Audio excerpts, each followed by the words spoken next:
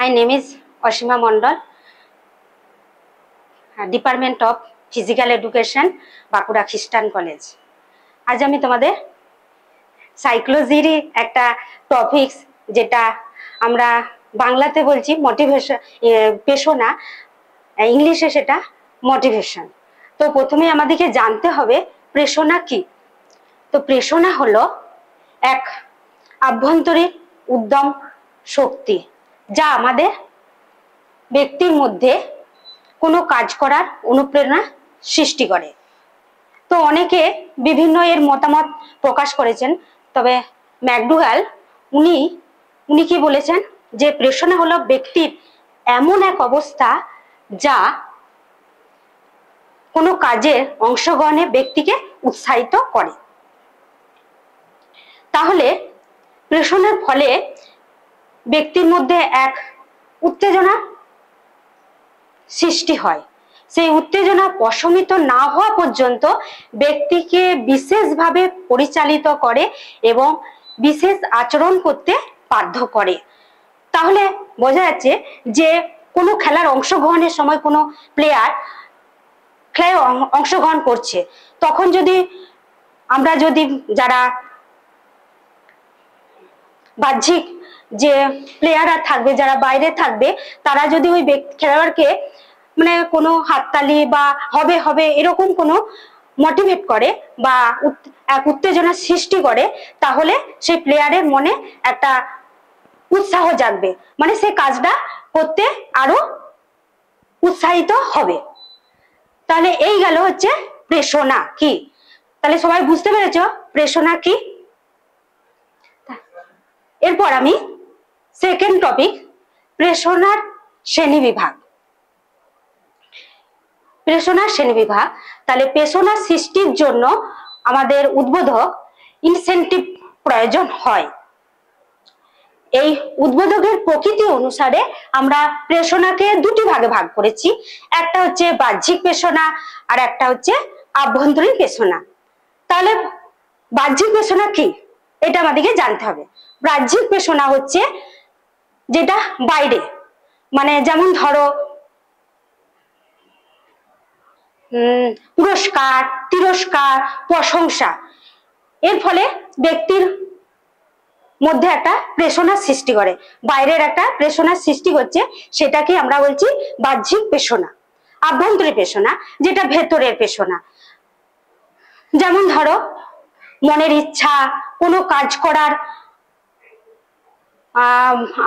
কোনো কাজকে ভালোবাসা এবং কোনো কাজের প্রতি আগ্রহ, আনন্দ, এইগুলো যে এর মাধ্যমে ব্যক্তির কি হচ্ছে একটা প্রেরণার সৃষ্টি হচ্ছে, সেটাকে আমরা বলছি আভ্যন্তরীণ প্রেরণা। তাহলে বোঝা গেল বাহ্যিক প্রেরণা কি আর আভ্যন্তরীণ প্রেরণা কি। বোঝা গেছে প্রত্যেকে? ঠিক আছে। এরপর আমাদেরকে জানতে হবে প্রেরণা আমাদের কি কাজ করে। প্রেরণা তো প্রত্যেকের একটা না একটা কিছু কাজ করে থাকে, তাহলে কি কাজ করে? তাহলে দেখা যাচ্ছে যে কোনো কাজ করার সময় প্রেরণা ব্যক্তির আচরণকে তিন ভাবে প্রভাবিত করে, তিনটি ভাবে প্রভাবিত করতে। তাই তিন ভাবে প্রভাবিত। প্রথমত প্রেরণার প্রথম কাজ হলো, আমরা আগেই বলেছি যে আভ্যন্তরীণ একটা শক্তি জোগানো, যেটা উদ্যম বা শক্তি বা উৎসাহিত করা। তাহলে প্রথম কাজ হচ্ছে যে প্রেরণার প্রথম কাজ হচ্ছে ব্যক্তিকে কোনো কাজে শক্তি বা উৎসাহিত করা। যদি শিক্ষার ক্ষেত্রে আমরা বলি, তাহলে প্রথমে আমাদেরকে বলতে হবে যে যদি কোনো ব্যক্তির প্রেরণার যদি অভাব হয়, তাহলে আমরা কি বাহ্যিক উদ্বোধকের সাহায্য নিই। বাহ্যিক উদ্বোধক আগেই আমরা বলা হয়েছে যে যেগুলো পুরস্কার, প্রশংসা, এর সাহায্যে আমরা ব্যক্তিকে মোটিভেশন করতে পারি। তবে অনেক মনোবিজ্ঞান বলেছেন এটা কিন্তু এই শিক্ষানীতিটা ভুল, কারণ এই বাহ্যিক উদ্বোধকের সাহায্যে কখনোই ব্যক্তিকে মোটিভেশন করা স্থায়ী হয় না। তাহলে কি করতে হবে? তাহলে আমাদের যে শিক্ষার্থী, তার শিক্ষণীয় বিষয়টিকে আকর্ষণ করে তুলতে হবে। তবেই কিন্তু বাহ্যিক উদ্বোধকের সাহায্যে প্রেরণা সৃষ্টি করা সম্ভব এবং সেটা হবে স্থায়ী। তাহলে উদ্বোধকের সাহায্যে যেটা প্রেরণা সৃষ্টি করা হবে, তাহলে সেটা হবে স্থায়ী। এরপর দ্বিতীয় পয়েন্টে, তাহলে 1 নাম্বার পয়েন্ট বোঝা গেল। এবার দ্বিতীয় পয়েন্টে যাচ্ছি। প্রেরণার দ্বিতীয় কাজ হলো আচরণ প্রবণতা নির্বাচন ও নিয়ন্ত্রণ করা। আচরণ প্রবণতা নির্বাচন নিয়ন্ত্রণ করা প্রেরণার দ্বিতীয় কাজ। তো আচরণের প্রধান উৎস হচ্ছে প্রবৃত্তি, যেটাকে আমরা ইনস্টিংক্ট বলছি, এবং আচরণের নির্বাচন করার প্রধান উৎস সেটা হচ্ছে প্রক্ষোভ, যেটাকে আমরা ইংলিশে বলছি ইমোশন। তাহলে দেখা যাচ্ছে যে কোনো ব্যক্তির বিভিন্ন আচরণ থাকতে পারে, সেই আচরণের মধ্যে সে কোনটা নেবে সেটা তার উপর নির্দেশ করছে প্রেরণা, বা সে কোন পথে চালিত হবে, বা সে আচরণটা সে কিভাবে নেবে, কিভাবে সাড়া দেবে, তার নির্ধারণ করছে প্রেরণা। তার আচরণ প্রবণতার একটা অন্যতম বৈশিষ্ট্য হলো যে প্রেরণার সৃষ্টির জন্য বা প্রশমিত কোনো কাজে প্রেরণার তৃপ্তির জন্য ব্যক্তি বিভিন্ন আচরণ সাহায্য নিতে পারে। যখন দেখা যায় সে ব্যক্তি তার আচরণে তৃপ্তি ঘটছে, তখনই কিন্তু তার চাহিদা পূরণ হচ্ছে বা তৃপ্তি পাচ্ছে, তখন সেটাকে গ্রহণ করবে, বাকিটা কিন্তু সে ত্যাগ করবে। তাহলে দ্বিতীয় পয়েন্ট। তৃতীয়, প্রেরণার তৃতীয় কাজ হলো ব্যক্তির আচরণকে বিশেষ পথে পরিচালিত করা। তাহলে ব্যক্তির আচরণকে বিশেষ পথে পরিচালিত করতে হবে। শুধু আচরণ করলে চলবে না, তার আচরণকে বিশেষভাবে পরিচালিত করতে হবে। তাহলে সেটা কি? যেমন ধরো কোনো খেলোয়াড় তার খেলায় অংশগ্রহণ করে, সেই খেলোয়াড় অংশগ্রহণ করছে, শুধু খেলায় অংশগ্রহণ করলে চলবে না, তার খেলার অংশগ্রহণে ইচ্ছা, মানে জয়লাভের ইচ্ছা প্রকাশ করতে হবে। তাহলে ব্যক্তির যে আচরণ তাকে একটা বিশেষ পথে পরিচালিত করতে হবে। তৃতীয় পয়েন্ট। তাহলে এইভাবে আমাদের প্রেরণা বিভিন্ন 3টি ভাবে আমাদেরকে কাজ করে থাকে। এরপর আমি নেক্সট পয়েন্টে চলে যাচ্ছি। শারীর শিক্ষায় প্রেরণা, এটা আমাদের খুবই গুরুত্বপূর্ণ। যেহেতু আমার ফিজিক্যাল এডুকেশনে আমরা টিচার, তাহলে শারীর শিক্ষায় প্রেরণা আমাদের কি কাজ করছে? খেলাধুলার অংশগ্রহণের ক্ষেত্রে নানা ধরনের প্রেরণার প্রভাব থাকে। সেই সমস্ত প্রেরণাগুলি কিছু সহজাত, কিছু অর্জিত।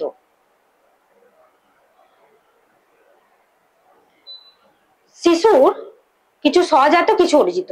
সহজাত যেমন ধরো কোনো শিশু জন্মের সময় কিছু মৌলিক অধিকার নিয়ে জন্মায়, তারপর সে যখন বড় হয় তখন কিন্তু তার আচরণে নতুন নতুন তার আচরণ প্রকাশ পায়।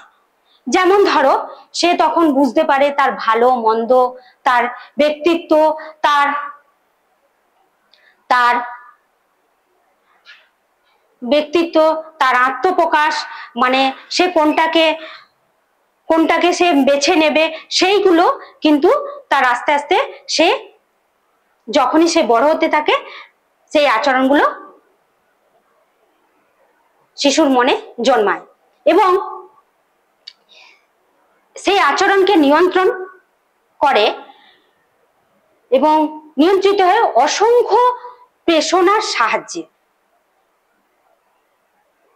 সেই প্রেরণাগুলি এদের মধ্যে অসংখ্য প্রেরণার কথা বলা হয়েছে, তো এদের মধ্যে কয়েকটি উল্লেখযোগ্য কথা আমি বলছি।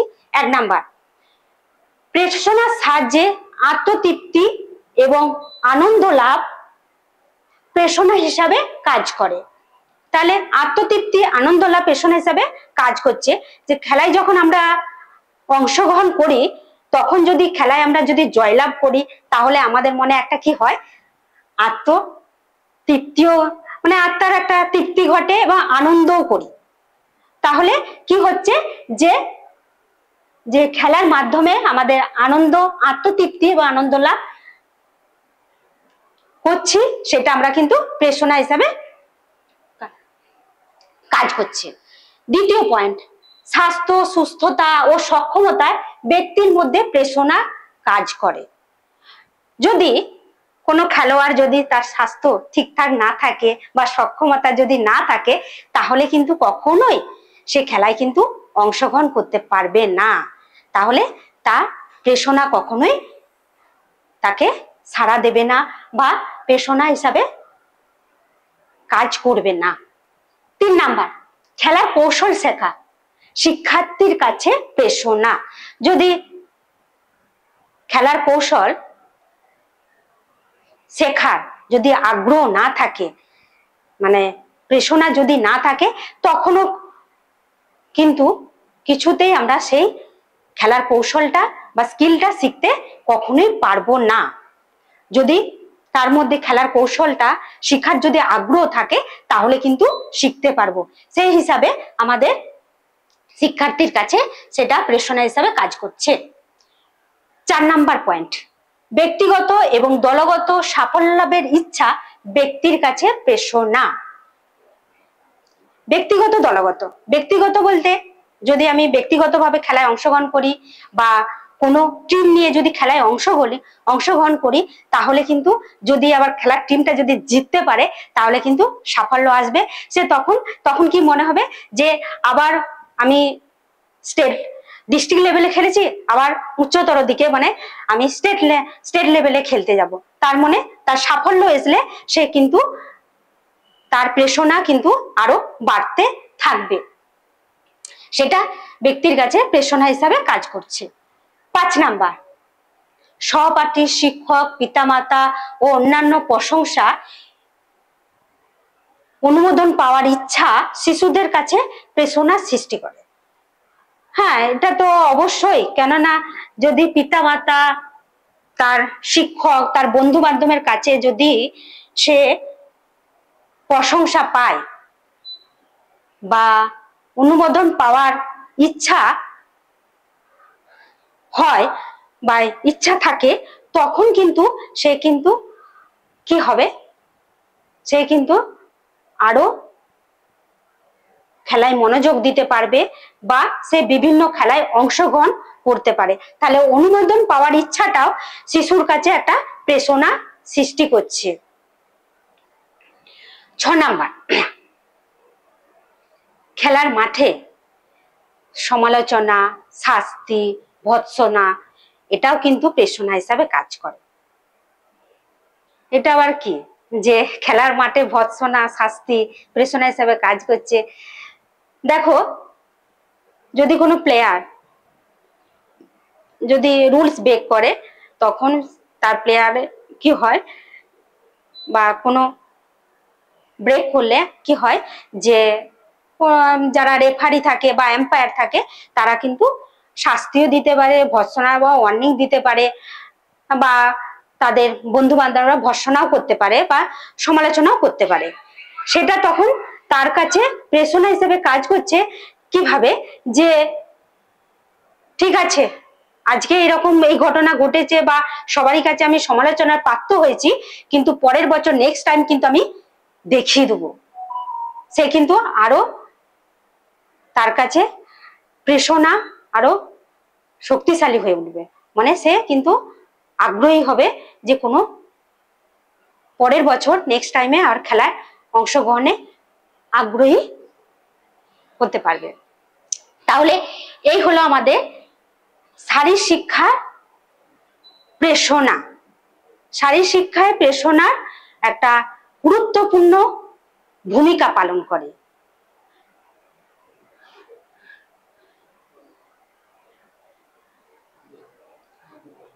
খেলাধুলার মান বাড়িয়ে তোলার কাজেও প্রেরণা গুরুত্বপূর্ণ ভূমিকা পালন করছে। একজন সিঙ্গার, ওনার মতে খেলার ফলাফল সমান দক্ষতা ইনটু প্রেরণা। তাহলে অনেকের ধারণা যে প্রেরণা বেশি হলে খেলার ফলাফল আনুপাতিক হারে বাড়ে, এটা অনেকেরই ধারণা। যত তাকে আমি মোটিভেশন করব তাহলে খেলার ফলাফল বাড়তে থাকবে, কিন্তু আধুনিক ধারণা অনুসারে একটি নির্দিষ্ট মান পর্যন্ত প্রেরণা বাড়ালে খেলার ফলাফল বাড়ে, কিন্তু ওই সীমা যদি পেরিয়ে যায় বা লঙ্ঘন করে তাহলে কিন্তু খেলার ফলাফল কমে, যেটা inverted U theory. Thank you.